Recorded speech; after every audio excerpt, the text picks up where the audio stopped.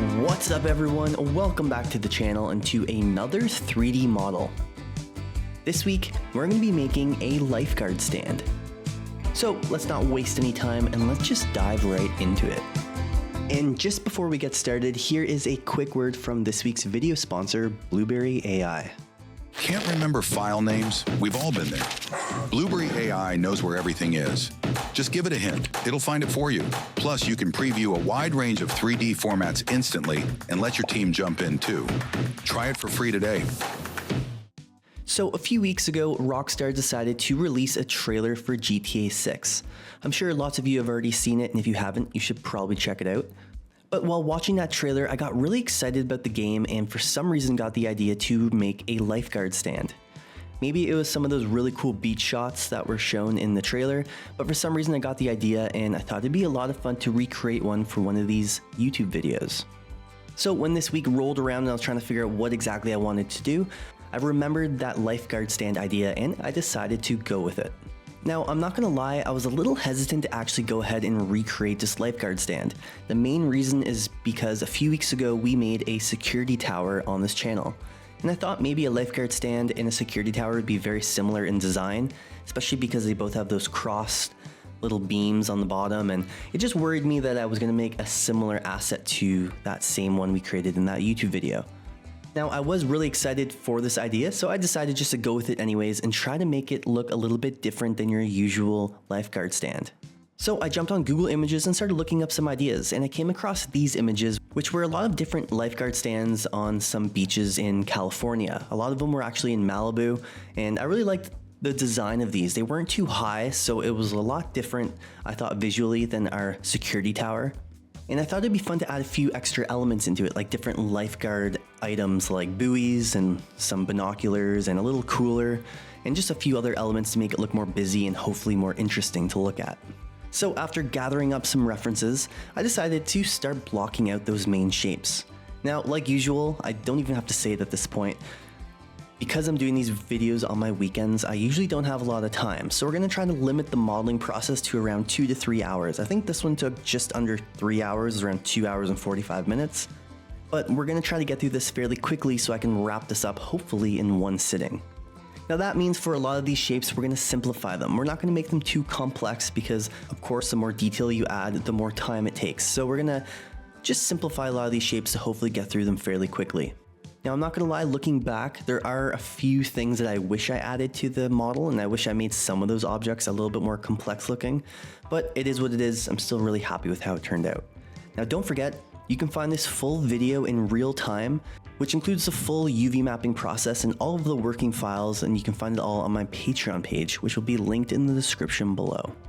So the very first step was figuring out my proportions. Of course, we're not using any measurements or schematics, so I'm not sure exactly the size of this lifeguard stand, but we're gonna use those main images that I grabbed off Google as our inspiration or our references to work towards when it comes to sizing everything. So we're gonna start by just basically blocking out those shapes. This whole model is basically filled with cubes and rectangles, almost everything actually. So it's going to be fairly easy to accomplish. We just need to take some time to make sure our proportions are fairly accurate and look somewhat realistic.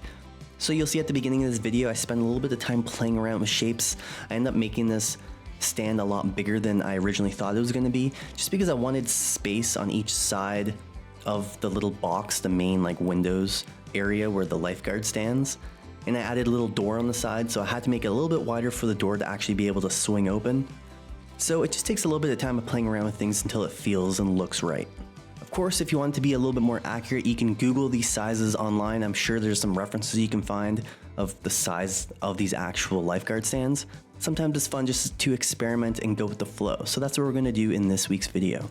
So like I said, the first thing to do was block everything out. So I'm starting with that main tower shape, and then we can start with some of those leg pieces, the main structure of this lifeguard tower. And once we have all of those roughly blocked out, we can go ahead and start making the more fun details like all the little lifeguard elements.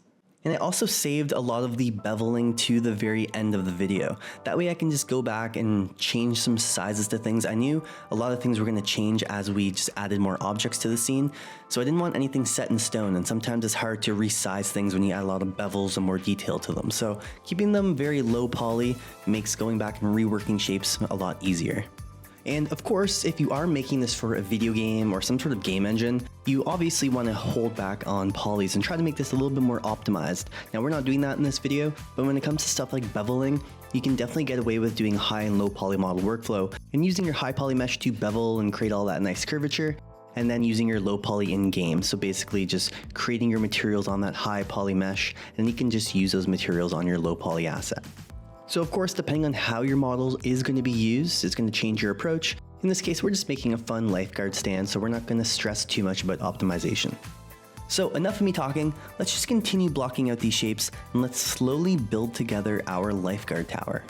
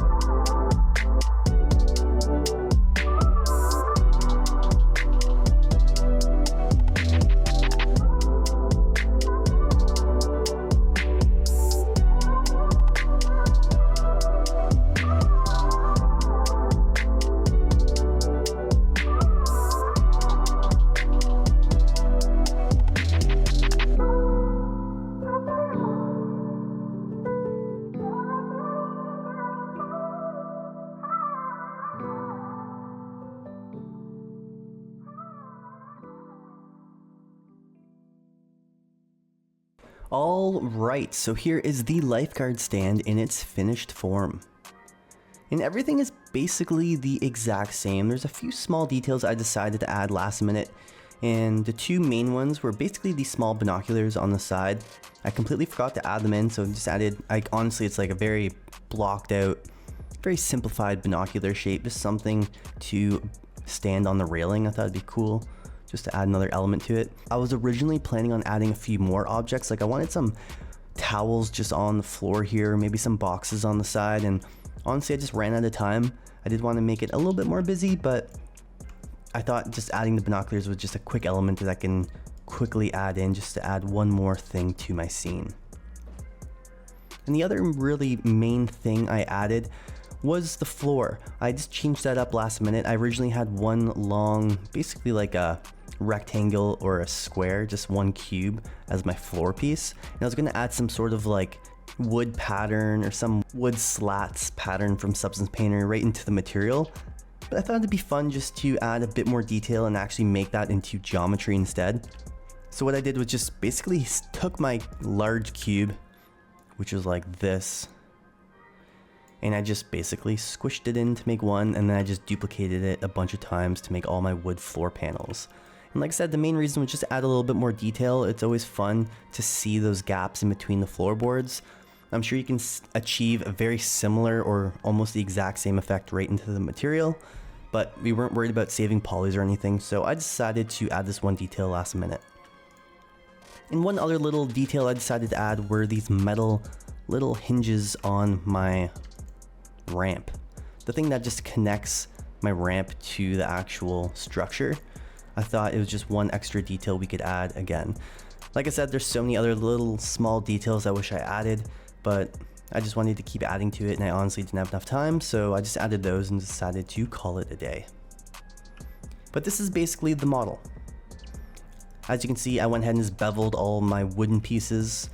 Probably not necessary, but it just adds a bit more. Just what I find is it makes it look a lot more realistic when the lighting hits those corners, because there's like a small bevel, just the light hits it and it looks a bit more realistic, whereas if it's like a really hard edge, it just makes it look a lot more low poly.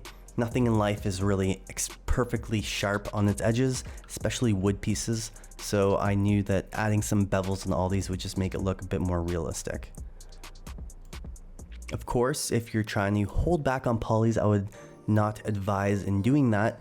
You could, of course, just do a low and high poly model workflow where you create two meshes, one that has the bevels and one that doesn't. That way you can bake that curvature information onto your low poly mesh if it's being used in-game or something.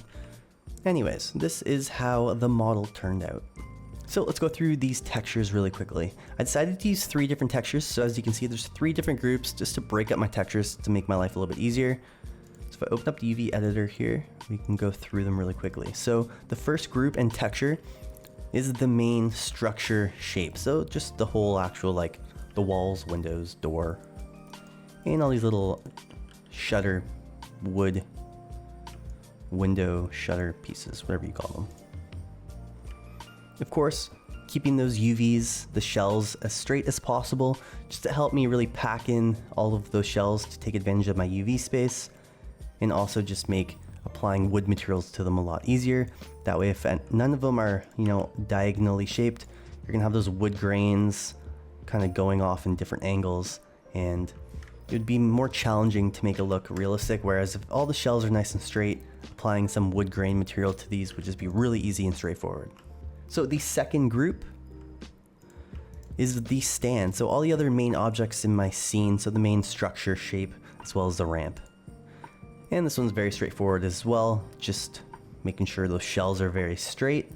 That way I can just condense them really nicely in my 0 to 1 space. Now, one other really important detail, because I decided to duplicate all these wood pieces, I didn't want to have them all sharing the exact same UV space. That way you'd see a lot of repeating patterns, especially if you wanted to add some dirt and grime and grunge onto the floor, you would just see that repeating pattern. So one thing that I did, if I grab these panels, you'll see some of them are actually sharing the same UV space. So these ones are, for example, but I just moved a few over, that way they wouldn't be, everyone wouldn't be completely sharing the same UV space and the same detail.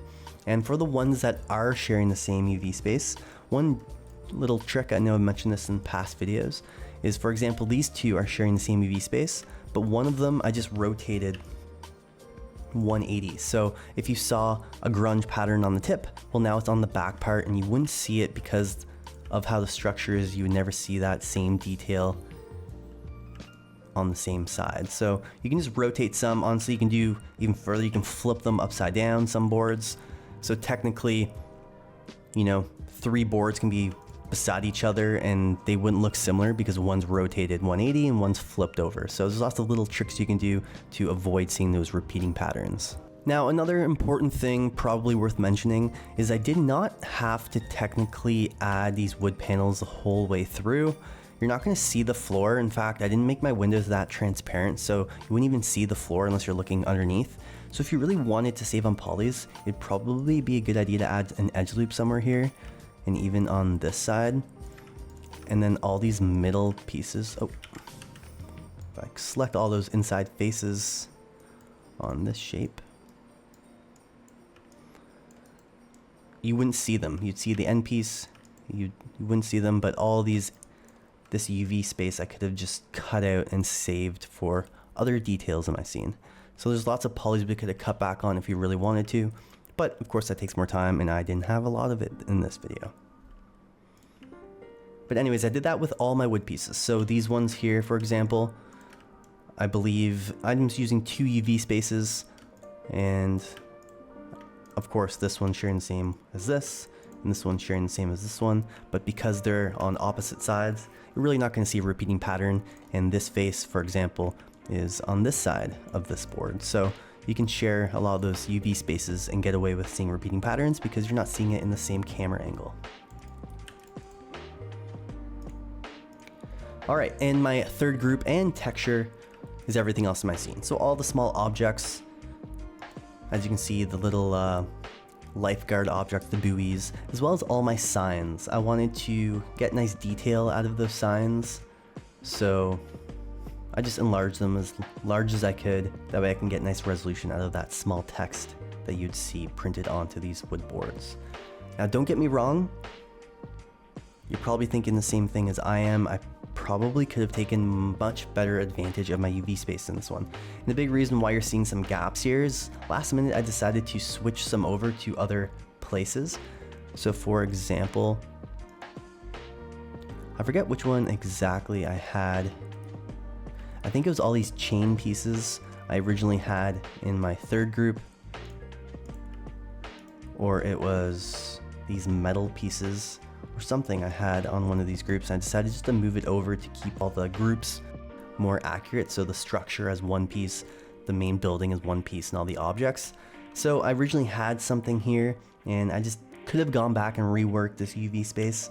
For example, like these probably could have just been bigger just to, you know, take advantage of it. I could have like shifted some stuff around and just, you know, get more resolution out of those materials by having those shells larger, because this is not really benefiting this object at all by having this wasted space. But that's just a big reason for it. But that's one thing looking at this, if I'm criticizing my work here, is I could have done a better job with this UV set. So really trying to take advantage of that space, try not to have too much wasted space. I always aim for like over 80%, well over 80%. You should really just try to fill in as much space as you can. So at this point, all I have to do is assign a different material to each group. So in Substance Painter, you'd see 3 UV sets. And we can export this thing, jump over to Substance Painter, and we can start our texturing. Don't forget, if you're interested in seeing the full UV mapping process, that will be part of the real-time video, which will be available on my Patreon page. All right, so now jumping over to Substance Painter, we can go ahead and load in that FBX file from Maya. Now, when it comes to the textures, I'm going to use those same images I grabbed off Google as my reference I'm working towards. To be honest, I wish I had a bit more time to experiment with some different colors and some different ideas. Originally, I was thinking of adding a lot more graffiti on the backside of my Lifeguard Stand, as if, you know, it's unoccupied a lot and people come by on the beach and just graffiti, tag it up, or add different stickers on it and stuff like that. I think it would just make it a lot more fun and colorful to look at. But like usual here on this channel, I don't have a lot of time. So we're just gonna basically just work towards recreating the images that we use as our reference. So my goal was to make a light blue kind of color for all the walls, and just the basic colors that you use for lifeguard equipment, like bright oranges, and just make everything pretty straightforward. The only unique thing that I did do for this model was grab all those signs that I used on Google Images. So I just searched different beach warning signs or lifeguard signs like tides and currents, and just different warning labels and no smoking signs. That way I can have a variety of different signs to paste on all my little sign pieces. Other than that, everything is pretty straightforward. I did decide to add one graffiti tag last minute. Found a little surf graffiti tag, which I thought was pretty fitting, being a lifeguard stand. So I did add one on the door or on the wall piece of my object. But like I said, I really wish I added a lot more graffiti. I thought it would have been I thought it would be a lot more interesting to look at. Now, like I said, I did wish I explored a little bit more. To be honest, I was searching up other references of lifeguard towers, and I saw a lot of colorful ones from Malibu. They have like these really bright colors, fluorescent colors on a lot of these lifeguard stands. And I thought that was really interesting, and that probably would have been a cool idea to explore. So if any of you are going to recreate this model, I would try something like that. It would probably be a bit more colorful and a little bit more interesting than this just somewhat plain blue color. That being said, apparently this color is very classic on these lifeguard stands on beaches, so I thought it'd be fitting to make this for this week's video. Now don't forget, you can find the full texturing process in real time, which will be part of that real-time video, which will be available on my Patreon page. So if you're interested in any of that or getting access to the working files, you can find it all there, and the link for it will be in the description below. All right. Let's start adding some textures, materials to this lifeguard stand, and let's slowly bring it to life.